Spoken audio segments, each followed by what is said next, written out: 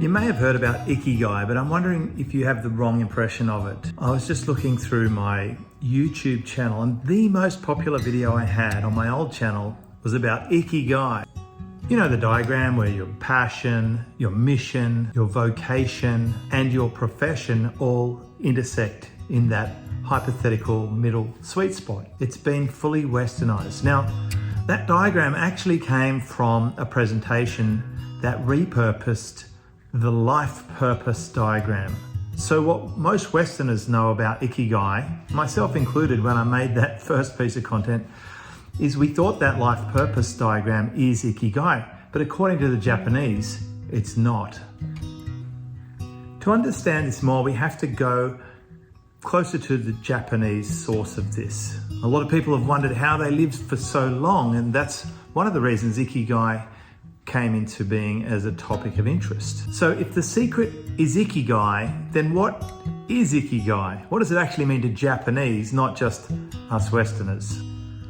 In Japan, it means so much more. It means finding joy, finding passion in the thing that you do. It's about finding satisfaction in your daily life.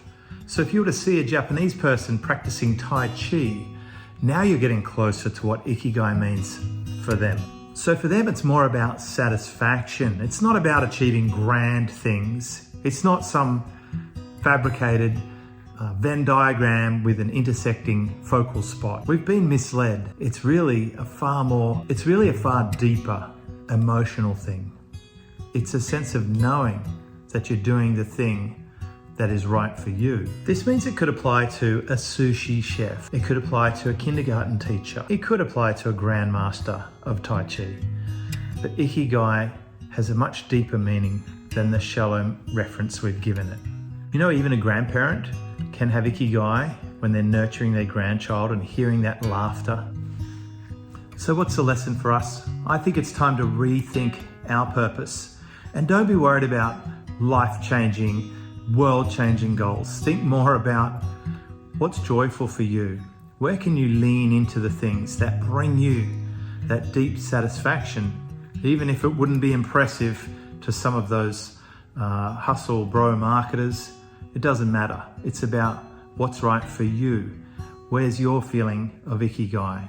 And sometimes joy can be found in just the simple things. I know for me, it's going for a surf, it's making a coffee, it's lighting a fire, it's reading a story to my daughter. That, for me, is more satisfying than making $10 million a year and scaling, being in the top 500 Inc. companies. That stuff doesn't appeal to me. And maybe you can let go of everyone else's goals and find your goals. And maybe they're simpler than what you thought.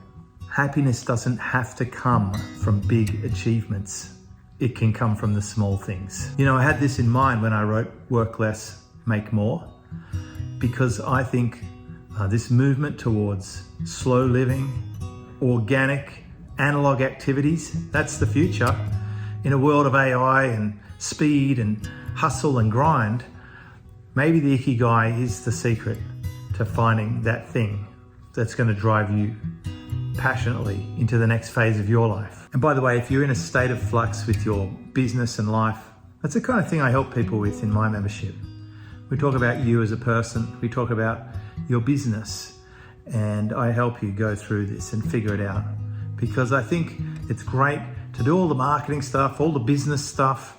It's tremendous to have those achievements, but I think there's so much more. Let's get back to the basics.